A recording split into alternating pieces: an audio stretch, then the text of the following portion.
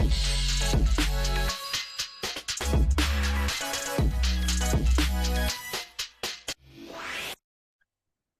teman-teman semuanya, selamat datang di podcast Belajar Bahasa Indonesia bersama saya, Mas Andika. Hari ini kita akan bicara tentang naik ojek online. Ayo kita mulai. Jadi, apa itu ojek online? Ojek online itu transportasi yang sangat populer di Indonesia. Ojek online itu motor yang bisa kita pesan lewat aplikasi di handphone ya. Contoh aplikasi ojek online di Indonesia ada Gojek dan Grab. Nah, dengan ojek online ini kita bisa pergi kemana aja dengan cepat.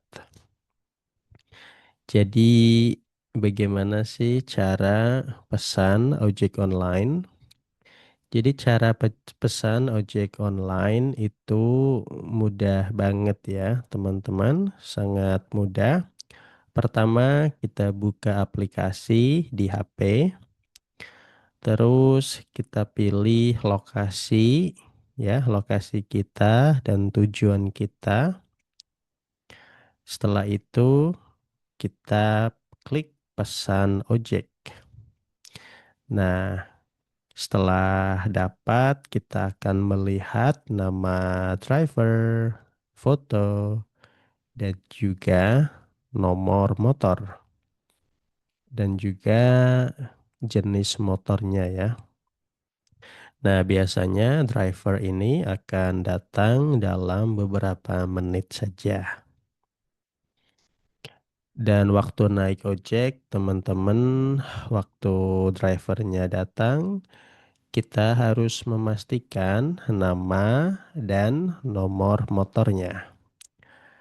Setelah itu, setelah cocok, kita bisa naik motor itu. Dan biasanya driver akan kasih kita helm dan ya kita harus pakai helm itu ya. Karena helm itu penting sekali untuk keselamatan. Dan selama perjalanan, kita bisa duduk dengan santai. Kita juga bisa melihat jalan dan suasana kota. Gitu teman-teman. Dan apa sih keuntungan ojek online? Jadi ojek online ini punya banyak kelebihan ya teman-teman. Pertama, cepat dan praktis. Nah, jadi kalau kita naik Gojek, kita bisa menghindari macet, terutama di kota besar seperti Jakarta. Dan harganya juga cukup terjangkau ya, lumayan murah. Selain itu, kita juga bisa lihat harga sebelum memesan. Jadi kita sudah tahu harganya berapa sebelum kita klik pesan. Nah, biasanya di aplikasi Gojek atau Grab juga ada layanan lain. Jadi, ojek online tidak hanya untuk transportasi. Kita juga bisa pesan makanan pakai Gojek atau Grab. Jadi nanti driver akan membeli makanan dan mengantarnya ke rumah kita. Selain itu kita juga bisa loh kirim barang pakai ojek online. Nah, jadi layanan ini teman-teman sangat membantu kehidupan kita sehari-hari ya. Dan hal yang perlu diperhatikan saat naik ojek online ini teman-teman, kita harus berhati-hati. Kita harus pakai helm dengan benar, kemudian juga pegang ya, pegang motor dengan baik. Nah, kita juga harus sopan ke driver. Misalnya kita bisa bilang terima kasih setelah perjalanan. Jadi, teman-teman, ojek online itu transportasi yang mudah dan cepat ya, dan efektif yang ada di Indonesia. Banyak orang pakai ojek online ini setiap hari.